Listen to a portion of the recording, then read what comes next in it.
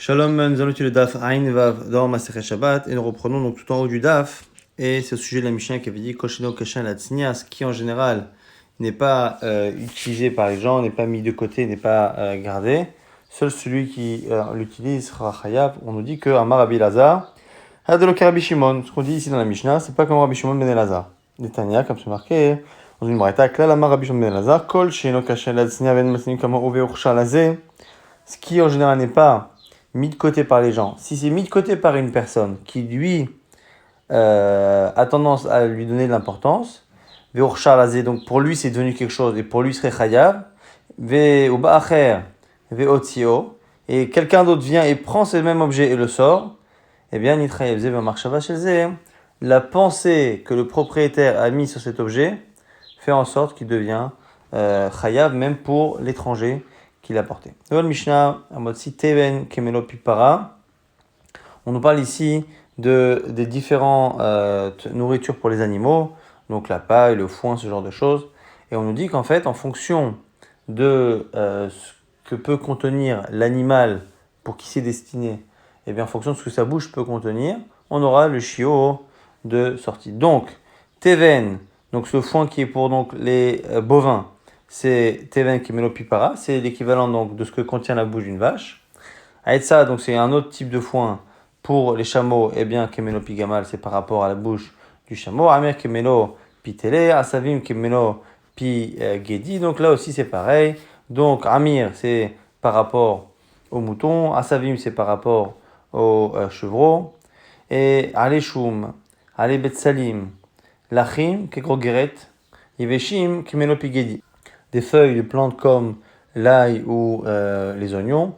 Si c'est humide, si c'est encore frais, eh bien c'est grogeret, c'est la quantité qui est équivalente à ce que utilise un homme. Si par contre c'est sec, on retombe sur le shiur par rapport à l'animal qu'il consommerait, qui serait ici un chevreau, kemelo, pi, gedi. Et on nous dit que que ces shiurim-là ne s'additionnent pas l'un avec l'autre. Bifne, chez le shaou shuren, parce qu'ils n'ont pas la même quantité. Donc si j'ai du teven ou du haïtsa ou n'importe quelle autre chose qu'on a vu dans la Mishnah, mais qu'on a la moitié de la quantité qui est en haïtsa et l'autre moitié qui est en teven, c'est censé ne pas s'additionner pour arriver à un des shurim que l'on a cité. On verra que ce n'est pas évident. Cette idée que ça ne s'additionne pas, c'est pas toujours dans tous les cas. En tout cas, ce qui sort a priori, c'est qu'on a des shiurim qui sont de plus en plus petits. C'est-à-dire qu'a priori, la bouche de la vache contient plus que celle du gamal, que celle du télé, qui est même celle du gedi. Mai, etza, c'est quoi etza? Amar, Rav Yehuda, teven shel mine kitnit. Rav Yehuda dit que c'est de la paille qui provient de légumineux, et non pas du blé. Katar Rav Dimi, Amar motzi teven kemelo pipara la gamal. Quand Rav Dimi est venu, il a enseigné une halakha, une marloquette, Rabbi Yochanan, Resh Lakish. Il a dit celui qui sort du teven, donc c'est ce qui est mangé par la vache, kemelo pipara, avec la quantité de la vache, donc ce qui est marqué dans la Mishnah a priori. Mais il le fait pour nourrir qui? Un gamal, pour nourrir un chameau. Et lui, c'est pas son alimentation. Alors Rabbi Yochanan Amar Chayav et Rabbi Shimon ben Lakish Amar Patour. Et ici, on considère que le chameau prend plus que la vache. Donc du coup, il y a moins.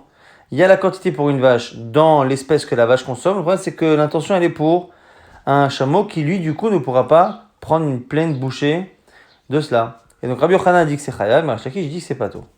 L'Agma dit, attends, comment Rabbi Yochanan dit ça? Beurta, ma Rabbi Yochanan. Forcément que Rabbi Yochanan, quand il a dit ça donc le soir, et le matin, Khalid Safra, Adarbe, il a changé d'avis. Rabbi Yosef dit non, Marie Yosef, Shapir Avad, il a bien fait de revenir sur ce qu'il a dit, Alochaze la Gamal, parce que c'est pas suffisant pour un chameau, et comme c'est ça l'intention, on n'est pas Chayav. Abba, il n'est pas d'accord, Malé Abaye, Adraba, au contraire. Kedemeikaram, il saura. C'est plus logique de dire que c'est Chayav comme il avait dit Rabbi Yochanan à la base. Pourquoi? Tachaze les para. Pourquoi? Parce que c'est l'alimentation pour une vache, en quantité pour une vache, et donc ça y est, il y a un chiyuv en soi. Et là, Kiata Ravine, autre version du coup maintenant de cette marloquette. Quand c'est Ravine qui est venu d'Israël pour apporter la marloquette, il a dit Amotsi Teven Kemelo Pipara, la Gamal, les Kulamal obligés des Chayav. La situation qu'on a citée, il n'y a pas de discussion, tout le monde dit que c'est Chayav. La quantité pour une vache d'un aliment qui en général et l'alimentation de la vache, c'est sûr que c'est chayav, même si toi tu as pensé le donner pour un animal qui est plus gourmand. qui pliguait la marloquette d'aller moti. Aïtsa kemelopipara. C'est quand on sort la nourriture du chameau, qui en général n'est pas celle de la vache.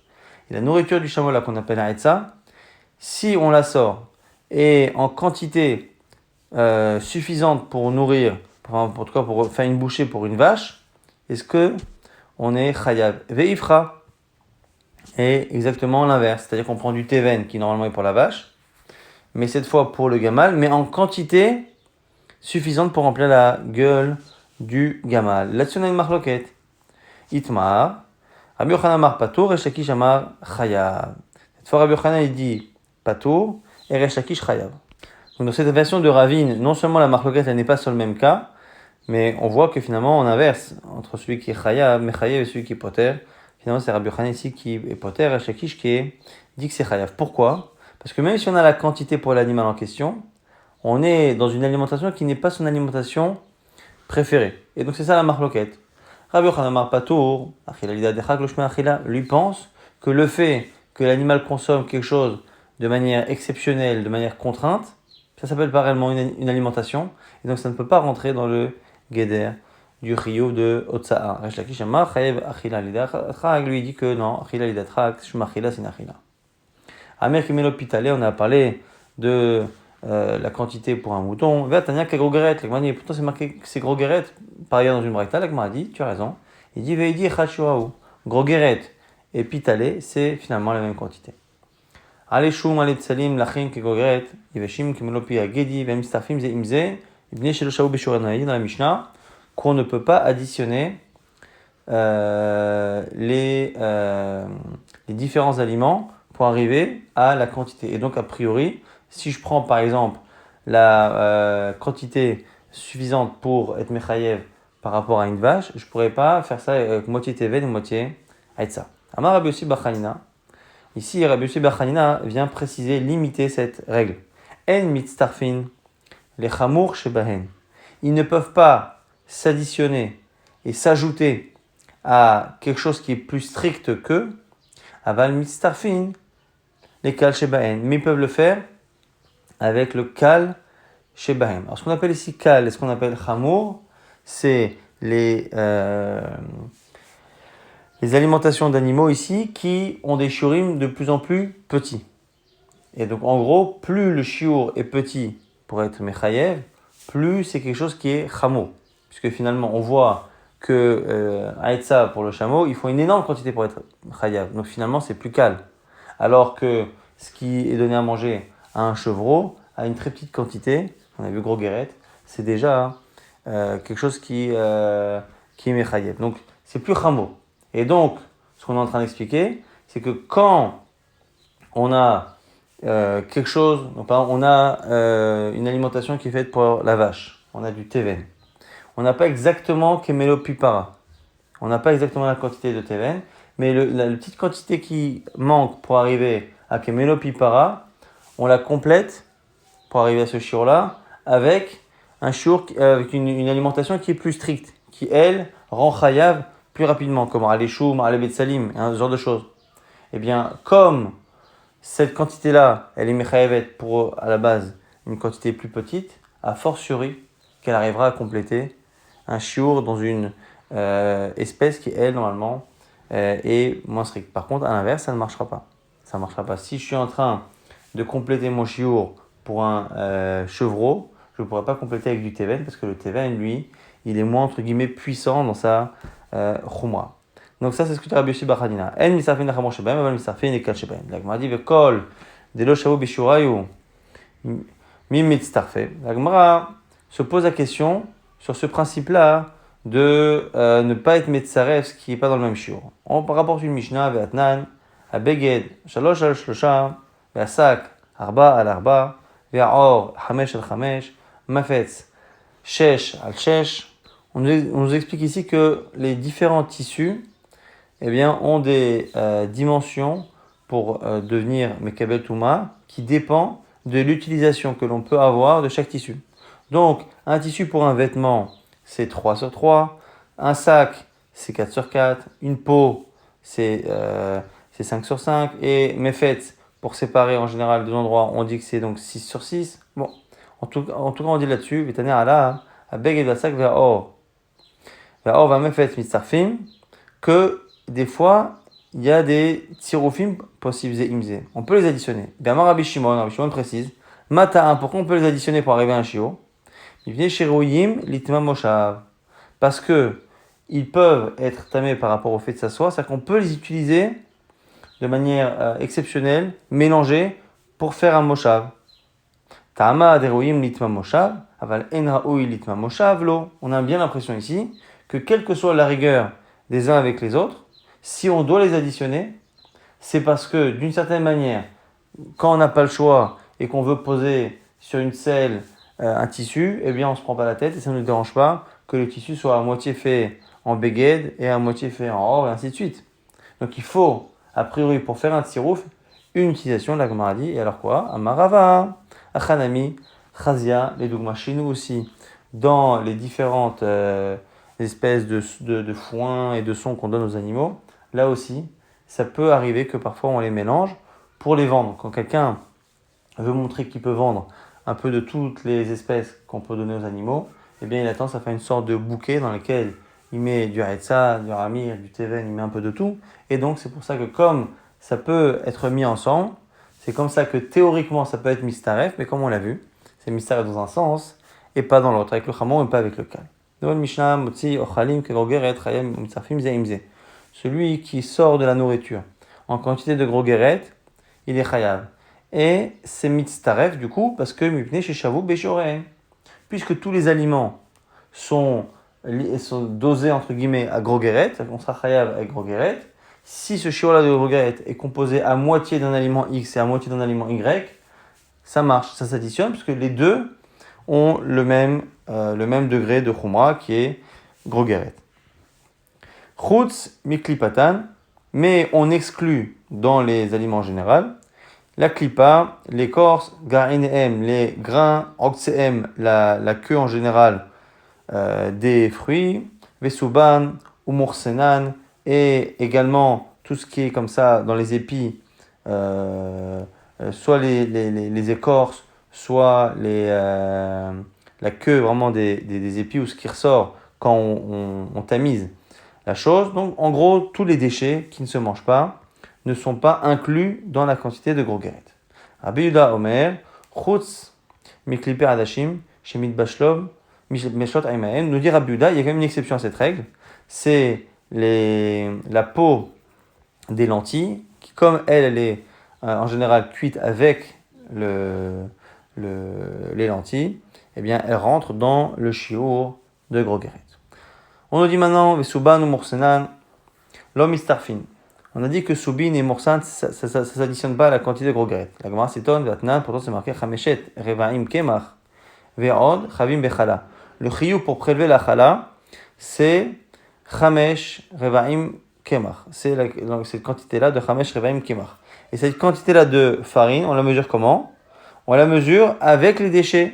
Hen, Vesuban ou Morsenan. Si on a du coup écrasé et qu'on a laissé ces déchets-là, eh bien, ça rentre dans le shiur. Et pourtant, nous, on a dit dans la Mishnah, que ça rentre pas dans le shiur de Otsa. Et pour l'instant, on imagine que la définition de ce qu'on appelle une farine pour Otsa et la définition de ce qu'on appelle la farine pour Chala, ça devrait être la même. Soit Soubin ou Morsan, ça fait pas partie de la farine, soit ça en fait partie. Amar Abaye, Shekel Ochel, Pito Ba'isa Belousa. On dit Abaye, c'est qu'en fait, les gens pauvres avaient tendance à manger de la farine qui justement n'était pas de la farine blanche, qui n'était pas de la farine, entre guillemets, propre, bien tamisée. Ils laissaient les déchets dedans. Ça évitait de perdre ce temps et de perdre une partie de la farine. Donc du coup, c'était plus économique. Comme les gens qui n'ont pas les moyens mangent cette farine-là et que la Torah elle a dit que pour le chala et pour le moti, c'est lechem haaretz. Lechem haaretz pour pouvoir faire prélever la chala. Lechem haaretz, c'est le pain que les gens mangent. Et donc, ça inclut les pauvres. Alors que pour Shabbat, on dit Rashi, il faut quelque chose de chashuv, quelque chose qui a de l'importance. Et quelque chose qui a de l'importance, ce sera a priori une farine qui, elle, sera propre.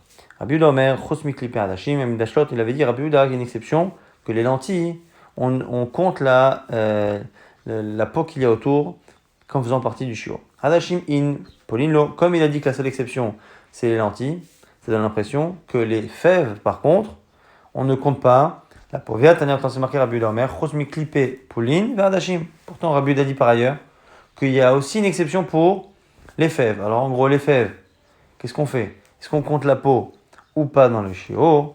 Lokashia abechate abeatike. Ça dépend si ce sont des fèves toutes récentes ou anciennes.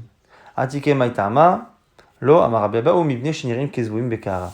Quand les fèves sont anciennes, nous dit Rabbi Abaou, elles ont tendance à être foncées et noires, et la peau qui peut même parfois sortir après la cuisson donne l'impression qu'il y a des insectes dans le plat. C'est pas joli, et donc du coup, en général, on ne les consomme pas quand les fèves sont anciennes, quand les fèves sont récentes. On les consomme, donc c'est pour ça que dans certains cas, oui, certains cas non, et dans la Mishnah, Rabbi Uda n'a pas estimé nécessaire de rapporter Pouline, parce que finalement, ces fèves, c'est quelque chose qui n'est pas évident en fonction des cas.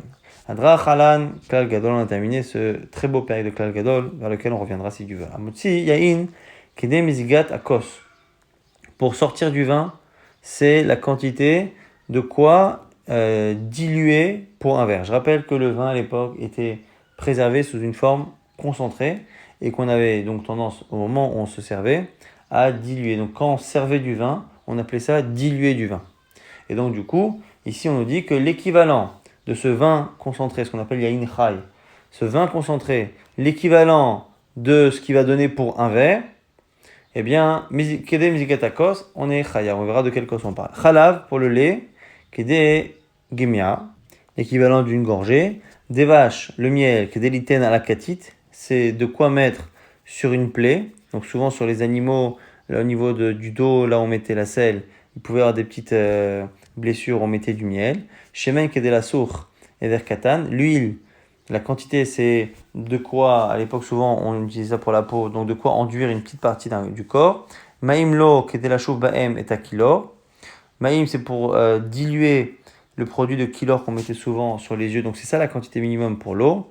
Ou sh'ar kol hamashkim beriveit. Et toutes les autres boissons, c'est la quantité de reveit, revitalug, chol hashofrim, beriveit, et même au-delà des boissons, tout ce qui est liquide, c'est beriveit. Rabbi Shimon Omer kulan beriveit. Rabbi Shimon n'est pas d'accord avec Tanakama. Lui dit que depuis le départ, vin, lait, miel, tout, c'est comme les autres mashkim et les autres shofrim, c'est-à-dire beriveit. Mais nous précise Rabbi Shimon, quelque chose qu'on a vu il y a quelques jours, velonemo kol hashiorin alalou. Et là, les matnien, les shiurim qu'on a cités, en général, c'est toujours pour celui qui lui-même est matnia. Donc il pense que lorsque on parlait des shiurim petits comme ça minimum, c'est forcément quand la personne elle-même a tendance à accorder l'importance à utiliser ces choses-là. Tana dans la Braïta on dit kede mizigat kos yafé.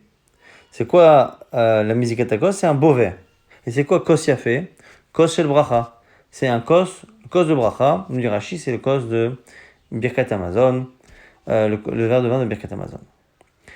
Amar Rav Nachman Amar Rabba Baravoa kos shel bracha tzarich sheyeh bo rova reveit. Un kos shel bracha, du coup, il faut qu'il y ait au minimum le quart d'un reveit, kedei shim zegnu, pour que en diluant, il y a un mode à reveit. Pourquoi? Parce qu'à l'époque, donc, on avait tendance, comme on a dit, à garder le vin sous forme diluée, sous forme concentrée, le diluer comme un ricard.